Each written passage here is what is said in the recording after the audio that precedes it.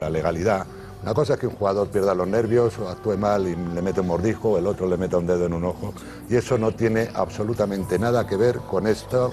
Esto es un problema dramáticamente distinto, diría yo, dramáticamente distinto, y esto es un problema fundamentalmente social, pero evidentemente para acabar con esto, porque a mí no me vale que la violencia, sí, en la prehistoria también se mataban con garrotas, evidentemente, pero como lo que queremos es una sociedad mejor, supongo que todos, pues una sociedad mejor pasa por acabar con esta lacra, y para acabar con esta lacra es muy fácil. Se podría hacer lo que hicieron él ha dicho allí en Gran Bretaña, nadie me insultaba, aquí me insultan, pero eso se solucionó a partir del desastre. Es que simplemente prohibir por ley este tipo de grupos directamente están prohibidos, son ilegales, está fuera de la ley.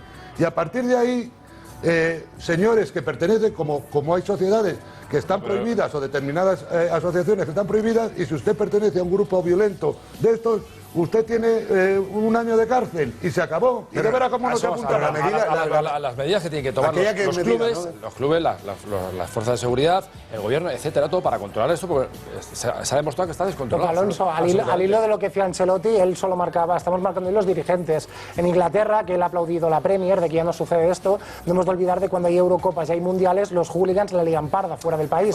Por lo cual, y en Italia incluso, que ya ha dicho que está en el calcio, hay jugadores como el de la Lazio, Paolo Di Canio, que con esvásticas o ideología nazi ahuyentaba a los seguidores del Lazio para que hicieran, y las directivas tampoco hacían nada, por lo cual fuera de España también suceden. Pues así están los campos de Italia, que están vacíos, porque la gente tiene miedo de ir a los estadios. Exacto, pero es que yo creo que como cada país es diferente en este caso, y también, como decís vosotros, la sociología entra mucho en este tema, yo creo que habría que hacer una ley universal o europea, o llamémosla como queramos, que la FIFA coge y diga, esto no se hace, esto tampoco se hace, y que haya 3 normas, y esas 3 normas se respeten. Es un poco lo que dice Kiko, es que hay que tener voluntad. Pero sí, pero si en la Premier funciona, ¿por qué no funciona en España? ¿Por qué no funciona en Italia? A eso me refiero. ¿Tú has visto algún partido en España que se haya parado por algún insulto xenófobo? Yo habíamos visto. No. Escucha, ¿y eso está a la orden del día en Europa? Sí pasó. En campo del Valencia, Luis Aragonés dijo que o se paraban de hacer cánticos diciéndole negro a Freddy Rincón o se paraba el partido. Y realmente en megafonía se dijo. Pero ¿sabes cuál es el problema de acabar con los grupos? Que pagan justos por pecadores. Mira, estamos hablando justo ahora de medidas que lo has mencionado, y vamos a recordar, bueno, que se ha dicho un poco de manera global en la Comisión Antiviolencia que ha tenido lugar pues esta mañana, y que luego ha habido rueda de prensa. Vamos a escucharlo y después pues vamos analizando lo que se ha dicho. Repasaremos cómo sancionar esta violencia verbal y cómo conseguir que sea efectivo el llevarlo a cabo. Asimismo, se nos ha propuesto, y estará en la mesa este jueves, el elaborar un listado de estos grupos ultras, de estos grupos violentos, para tomar la determinación de expulsarnos de nuestros estadios, del entorno de nuestro fútbol, cerrar gradas el tiempo que haga falta cuando esas aficiones violentas se centran en esas gradas, de cerrar campos, en definitiva, cosa que no ha venido ocurriendo con demasiada frecuencia hasta ahora, por no decir prácticamente nunca, de prohibir la venta de abonos en determinadas localidades, si sabemos que allí es donde se concentran estos equipos, es decir, de las medidas que van a conducir a que estas personas no puedan tener relación con los equipos. Yo me quedo como... Esto es ¿no?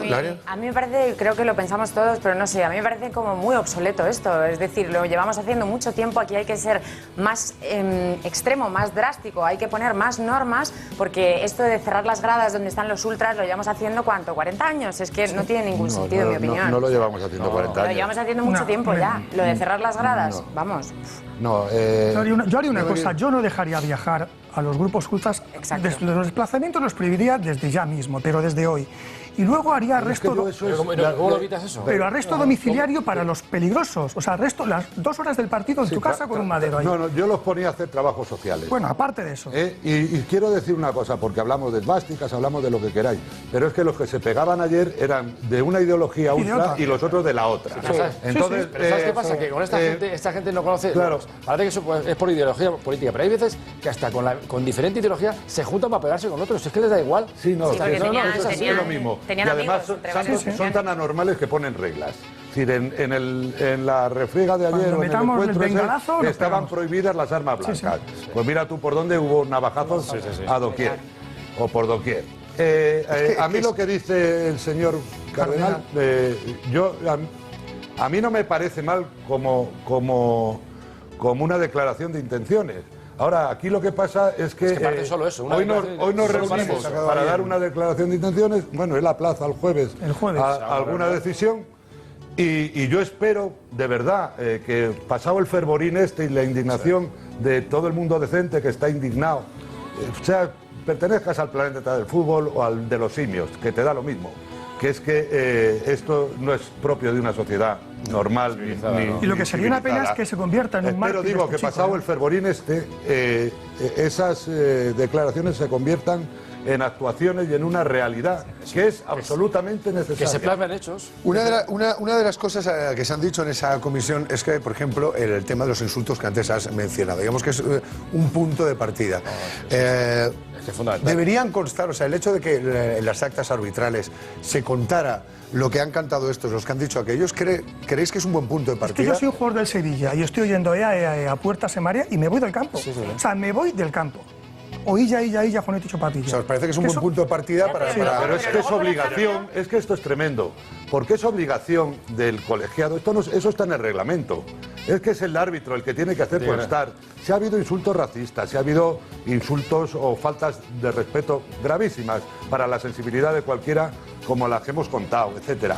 Pero es que no lo reflejan, ni el delegado federativo tampoco. Es decir, hay un miedo absoluto en todas las instituciones. Unos a chocar con los dueños o los directivos del club, otros a chocar con los directivos de la federación, porque el árbitro que ponga eso en el acta, le va a venir luego el presidente del Consejo y le va a decir, ¿para qué cojones me metes tú a mí en un problema? A ver, Hilaria, y luego por ejemplo, luego cuando habláis de que un jugador del Sevilla, cuando oye un cántico así, tiene que irse, que yo estoy muy de acuerdo, pero por ejemplo, cuando Mario Balotelli entra en el campo y le gritan ¡bu! ¿Está lo mismo?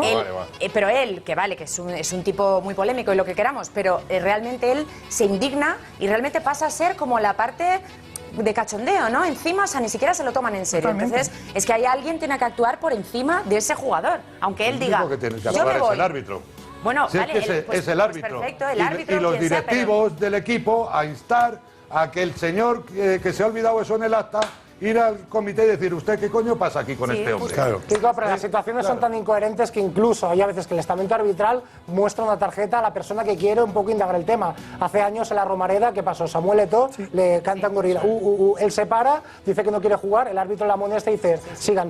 Entonces, si no protege el jugador ni el estamento arbitral, ¿dónde vamos a llegar? Bueno, si vemos situaciones tan paradójicas como la de ayer en Mestalla, que tiran una botella a Messi, el árbitro le sanciona a Messi, le tarjeta amarilla, y ahora quiero ver yo cuál es la reacción ante esa agresión, porque esa agresión es un lanzamiento de un objeto, a ver qué pasa. Y pasará como siempre, una sanción mínima. Sí, pero es que eso pasa. Hace poco a Cristiano le metieron un con el mechero en el Calderón. Y todavía está ese tío detenido. Os quiero hacer otra pregunta. Otra de las cosas que se han dicho en esa comisión es que se sancionará con dureza a los clubes que les faciliten cualquier tipo de cobertura. Si eso se aplicase hoy todos los mismo, clubes sancionados. ¿cuántos clubes habría que sancionar? Pues mira, yo creo que actualmente a 18. O sea, ahora que a mí me conste, solo hay 2 clubes que no le dan cobertura a los ultras. Entonces, espero que esta semana se pongan manos a la obra, se acaben, porque esto al final es un negocio en manos de 4 mangantes.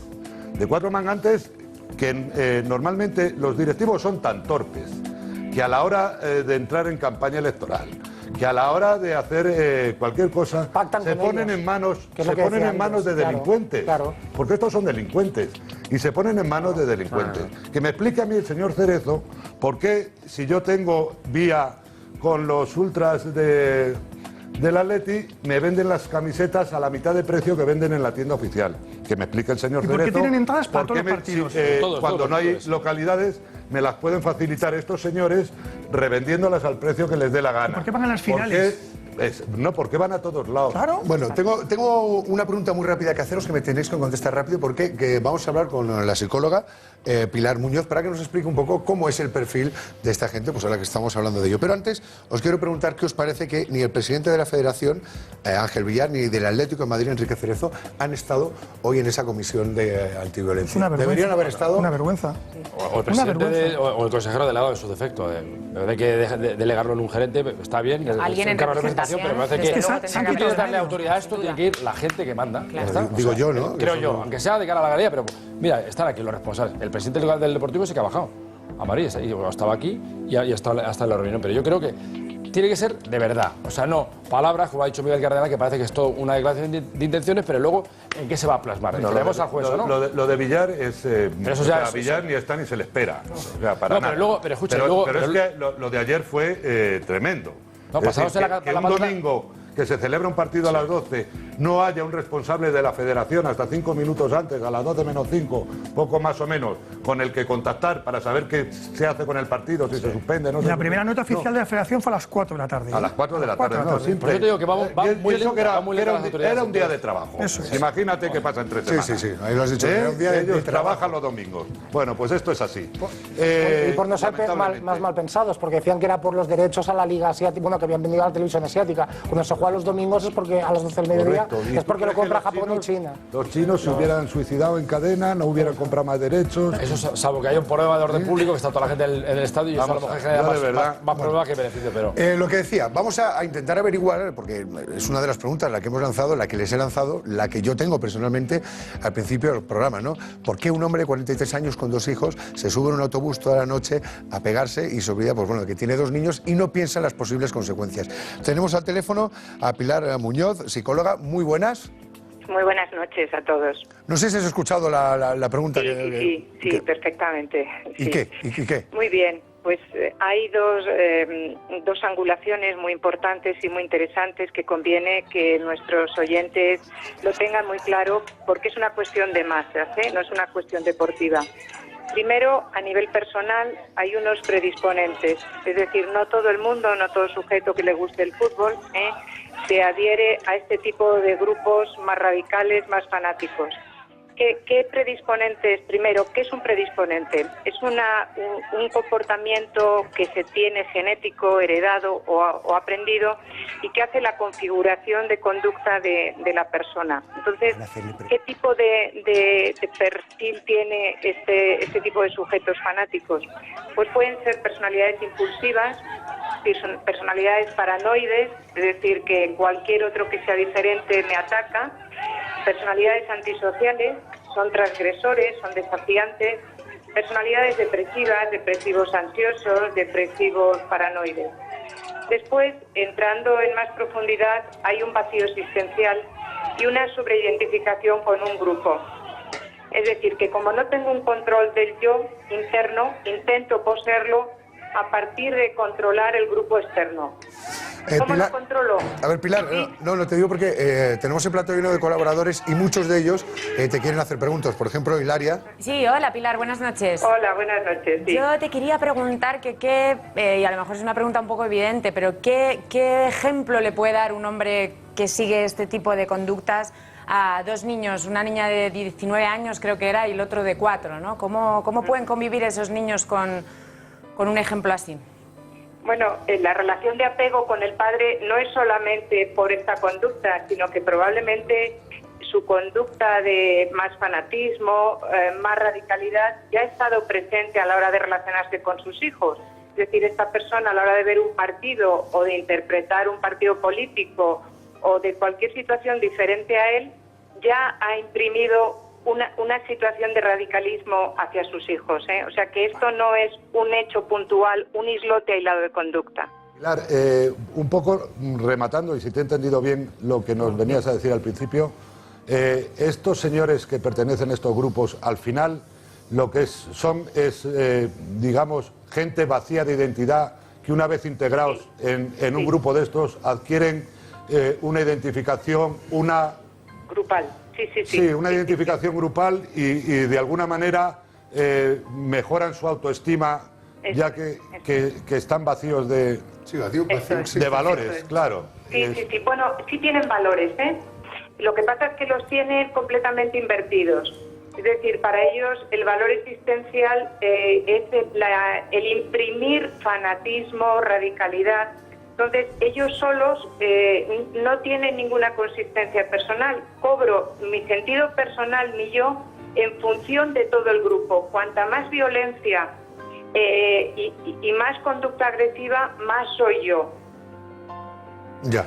Pilar, hablaban quizás de frustración, pero yo te preguntaría, ¿esto se podría decir que podría ser por ideales políticos que incluso hicieran que a sus hijos le propagaran esta rabia o odio visceral a sus propios hijos? Bueno, evidentemente cuando un padre o una madre tienen un fanatismo o una radicalidad, primero por la relación de apego y luego por las neuronas de espejo, evidentemente eso es una conducta implícita y además de explícita.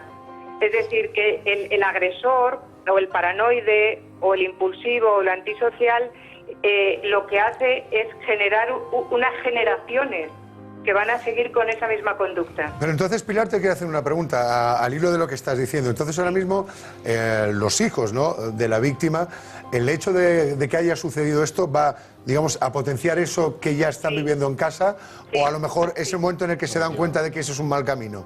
Probablemente no, porque el mismo grupo social lo van a entronizar como un héroe.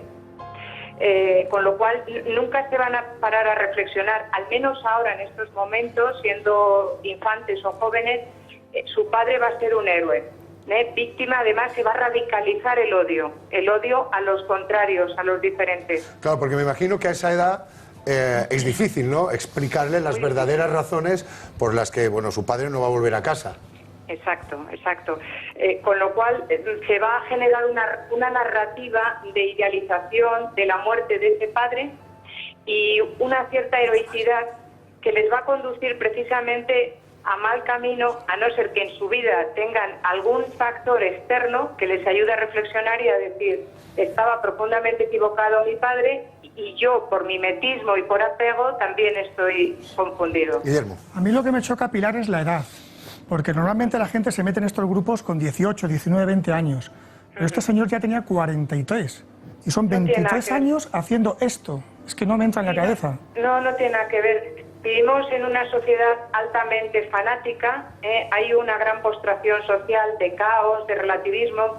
Entonces se puede tener en el carnet de identidad mayoría de edad y tener una edad neurológica de 12 años perfectamente. Más luego, de sustrato, está la personalidad. Si tienes una personalidad impulsiva, no te vas a plantear que has dejado en la cama a un hijo pequeño o que tienes que volver al trabajo, sino que la conducta sí. No, Pilar, que te iba a dar las gracias por todo lo que nos has contado. Te tengo que despedir porque tenemos que seguir adelante, pero insisto, muchas gracias. Todo lo contrario a vosotros. Hasta luego. Hasta pronto. Como ven, hay mucha gente pues indignada, rabiosa. Imagínense cómo tiene que estar